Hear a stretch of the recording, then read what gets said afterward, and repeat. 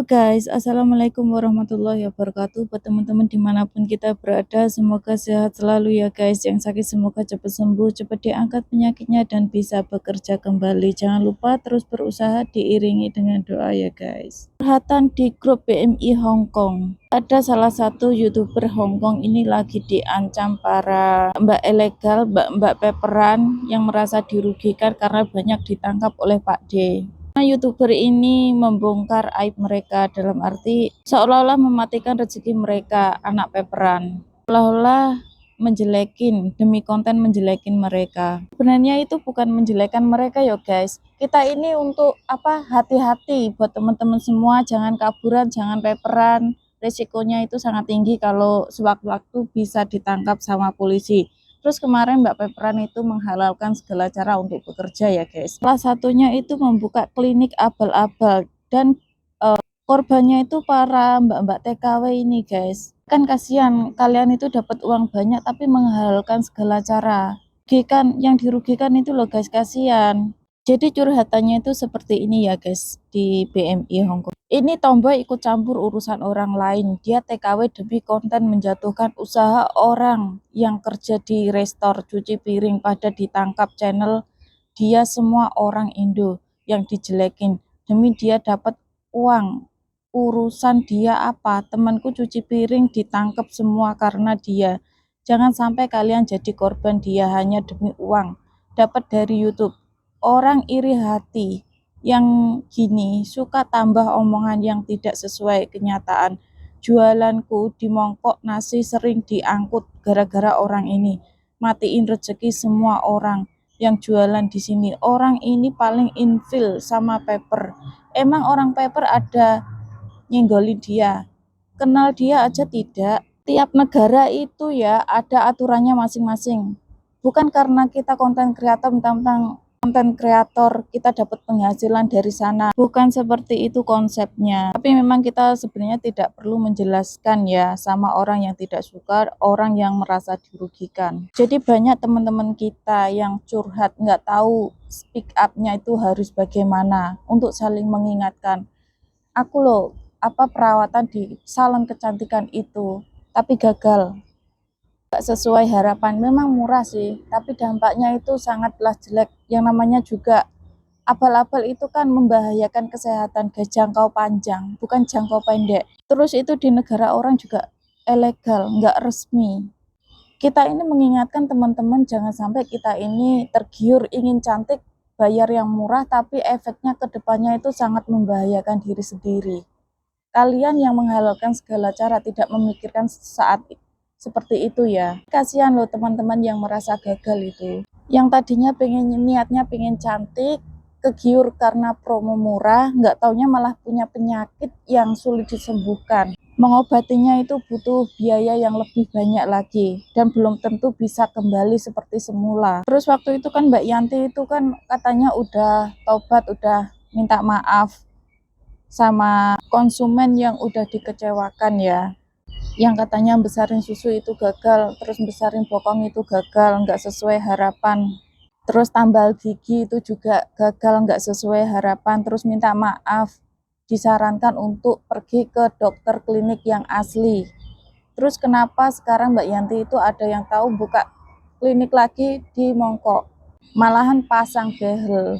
Bahayanya klinik abal-abal itu guys, kan udah ada kejadian kan waktu itu pasang behel murah temen sendiri ya kan, nggak di Taiwan nggak di Hongkong sama aja, itu nggak boleh, ilegal, semua juga udah tahu. Terus ngapain kalian nyalahin kita gitu loh. YouTuber yang ngingetin teman-teman untuk tidak melakukan hal seperti itu, walaupun hanya pasang behel ya, itu kan dipasang kawat, tidak berbahaya menurut sampean. Tapi kalau masangnya salah itu ya bisa jadi penyakit. Giginya bukannya bagus tapi malah giginya itu pada rontok.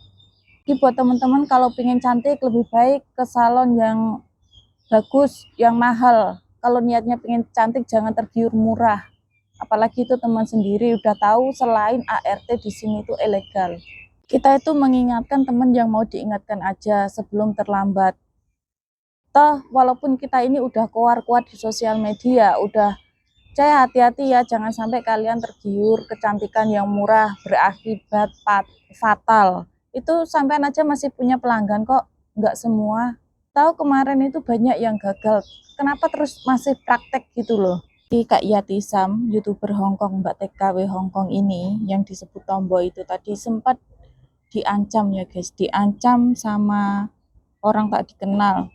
Itu tuh orang suruhan. Jadi kemarin itu kan Mbak Yanti ya guys. Nah sekarang itu ada lagi Mbak Devi yang tinggalnya itu di Lomping. Buka klinik kecantikan abal-abal. Ini ada korbannya itu curhat ke kita karena dia merasa gagal dan merasa dirugikan.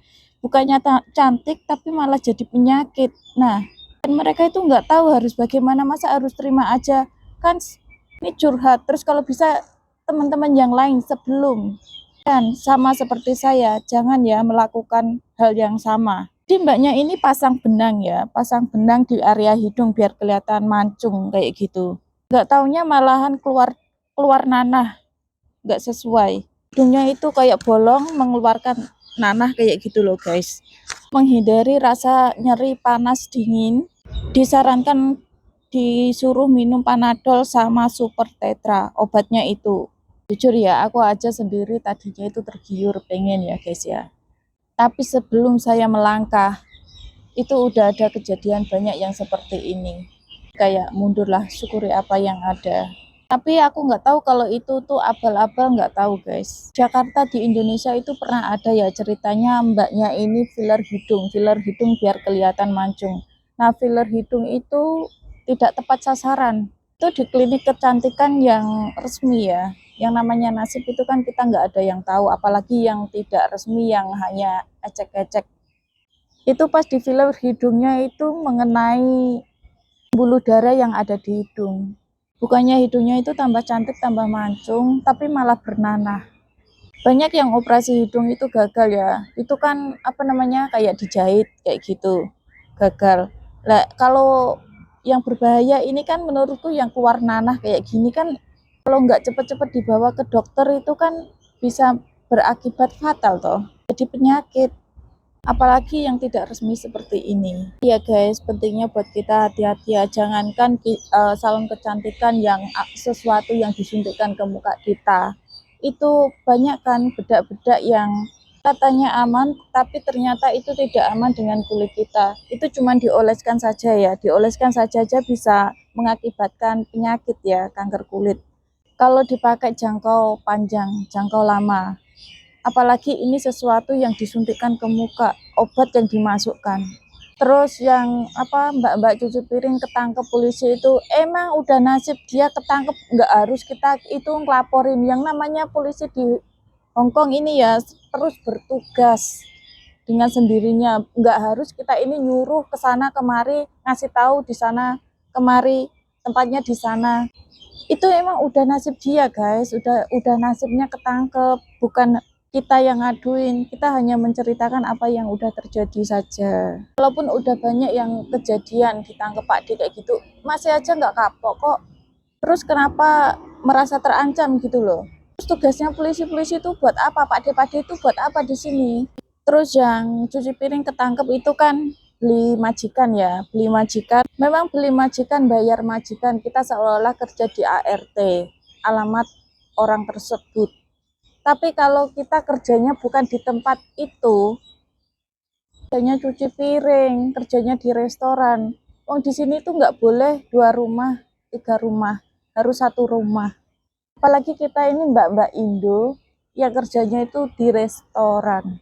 Jadi menurutku gini ya guys, kalian yang paperan, yang OS, baik ngumpulin duit cepet pulang daripada ketangkep terus di sel radio. Terus nanti kalau kalian ketangkep nyalahin konten kreator, kalian membeberkan. Dikasih tahu polisi itu udah tahu guys, cuma belum waktunya saja. Jelekin Mbak TKW Indo, bukannya kita ini menjelekkan, untuk mengingatkan yang mau diingatkan, yang nggak mau ya udah terserah loh. Itu aja masih aja yang seperti itu. Hanya kita itu niat menjelekkan Mbak TKW Indo sesama Mbak TKW itu nggak ada ya guys. Kita untuk saling support, saling mengingatkan. Kadang mereka itu nggak tahu bagaimana cara speak up, sama-sama cari solusi. Yang namanya kita hidup di perantauan itu kan nasib-nasiban. Ada yang beruntung, ada yang nggak beruntung, ada yang bisa memahami, ada yang tidak bisa memahami. Semua itu kan tergantung nasib. Yang belum tahu, yang nggak tahu, kurang paham. Nah, kita ini bisa saling curhat. Karena yang ngerti keluh kesah kita ini ya anak rantau, sesama anak rantau, seperti itu loh guys. Karena tidak semua itu cocok di perantauan Hongkong. Ada yang cocok, ada yang nggak ada rezekinya di sini guys. Semua itu kan tergantung kitanya juga. Seperti OS paper itu kan pilihan toh. Dan pasti udah tahu resikonya. Nggak usah nyalah-nyalahin orang lain ya. Hanya mengingatkan teman-teman yang belum menjadi OS dan paperan. Semoga kita semua tipe orang yang beruntung ya guys di perantauan, ketemu majikan yang baik. Dan kita juga bisa memahami apa yang dimau majikan kita. Salah satunya itu jangan pernah menjelek-jelekan majikan kita di sosial media. Kita masih mencari rezeki di sana. Jangan pernah membuka aib mereka. Setiap orang itu punya ceritanya masing-masing. Apapun itu. Jadi kemarin aku lihat ya di sosial media TikTok itu ada mbak-mbak TKW asal Indonesia. Itu habis motong buah, terus sama mbaknya itu dimakan dulu sebelum dikasihkan. Nah, itu sebagian orang komennya, iya makan aja dulu yang kenyang baru dibawa keluar, dikasihkan. Ada juga, attitude itu penting ya, ngajari yang nggak benar.